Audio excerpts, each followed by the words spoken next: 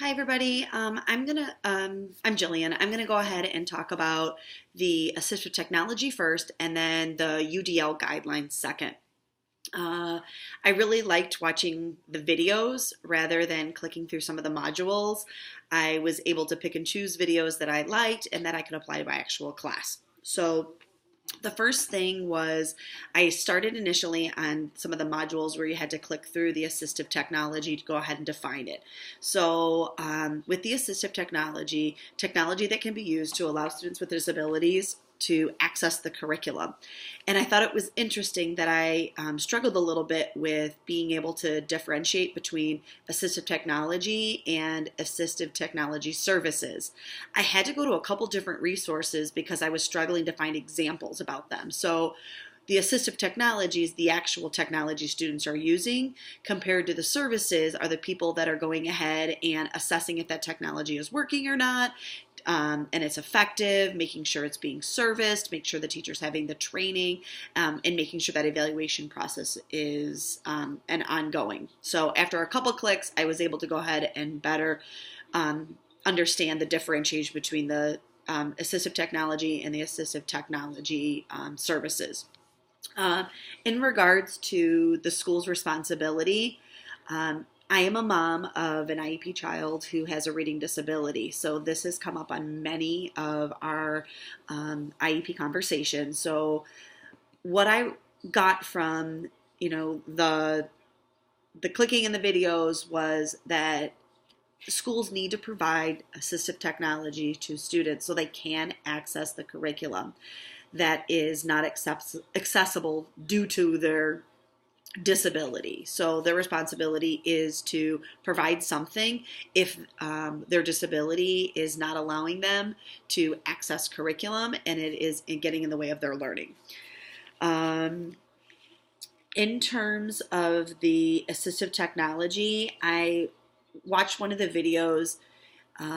It was the technology in action, and we met Joseph. A couple of the videos I didn't feel as necessarily applied to what I'm doing within my classroom because the majority of the students with IEPs or 504s or that receive RTI services are working at grade level or just below grade level, and most of them do not have modified content. So they are expected to learn the standards at grade level. So the one that I thought mostly applied was Joseph, and I also was able to relate to that video because he had dyslexia, and my daughter also has a reading disability that prevents her from tracking words, and so she has vision issues. So within this video, it was obvious that Joseph was high functioning, but because of his reading disability, he was not able to access the curriculum. He was able to do other things, but you could tell that, he was feeling frustrated. And so he was needing to have technology that would support him being able to listen to books. So he kind of went through and he reviewed two different technologies that support him reading or him being able to go ahead and listen, almost like audiobooks. And I actually went to both of those sites and wrote them down. And I'm emailing my daughter's IEP manager to see if she has access to them. So the first one was Reading Ally, which I already knew about, and his take on it was definitely much more of a natural person reading the book to him, but there was no visual. So it was simply audio, but no words to go ahead and follow along with or that were highlighted. And I thought that was interesting that they even were kind of allowing him to use that because with dyslexia, he needs to go ahead and train his eyes in order to move from word to word. And without the words, it didn't allow him to do that. So maybe I was questioning a little bit about how Reading Ally worked with him because he needed that word to word. And then the other one that he went ahead and kind of talked about was Read to Go, where Read to Go had the words and the audio, and the words were highlighted as the reader read each word, but he noted that it was much more computer-like. So it was interesting that the two programs, they haven't found a good version of, they see the words as well as it was natural, but I'm sure something will come up but that assistive technology allowed him access to the curriculum. He was able to go ahead, and his oral comprehension was at grade level, and his dyslexia didn't get in the way of him getting access to language arts, science curriculum, social studies text, that sort of thing.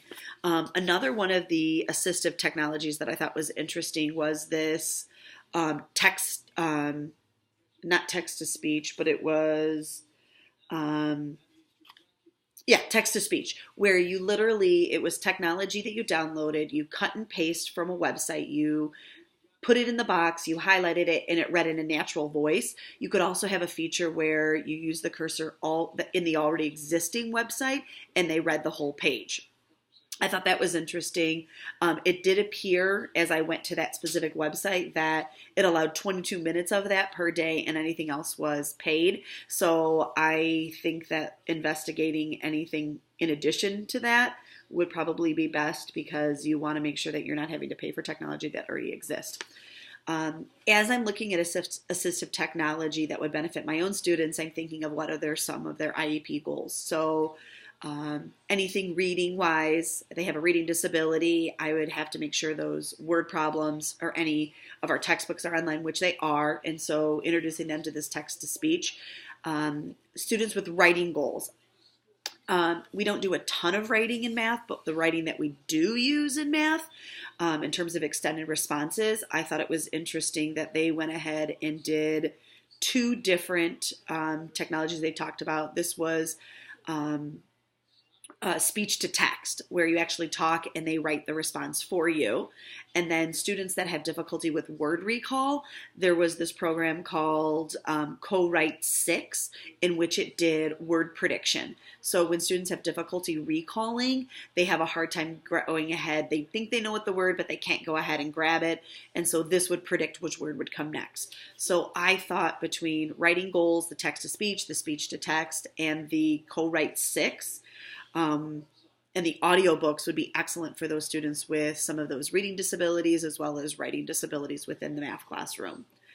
As far as the UDL, the videos that I watched on UDL, I tried to pick videos that were going to help me build my kind of rough draft of what I'm going to go ahead and do for our project. So within that, UDL, one of the first resources, there were a series of videos, and I chose to watch a first grade teacher giving a math lesson, so I thought I could maybe apply it to my classes. And it was, I believe, 1, 2, 3, maybe 4 experts who were sitting around. They were watching her, watching a videotape of her do a lesson, and they were going ahead and taking that lesson and matching parts of her lesson to UDL guidelines. So the first thing I thought was interesting was the representation, how important it was that she used manipulatives and what that would look like, going ahead and being able to combine non-linguistic with linguistic ideas through manipulatives. And I feel as with the older grades, sometimes we eliminate those manipulatives because we feel like they're babyish too much. But I thought that UDL guideline worked really well, and there's definitely a ton of math concepts that would benefit from manipulatives in terms of making sure that representation was there for non-linguistic connection.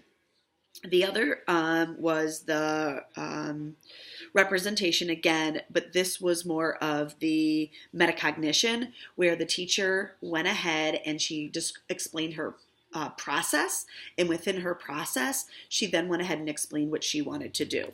The last one was 7.2 and 8.2. It's where the students were able to reflect on what they understood, and then the teachers went ahead and gave their opportunity. So that video was very beneficial, and I think it'll help me go ahead and get a good start on my rough draft. All right, I did the assistive technology and the UDL. So thanks, guys. Have a good one.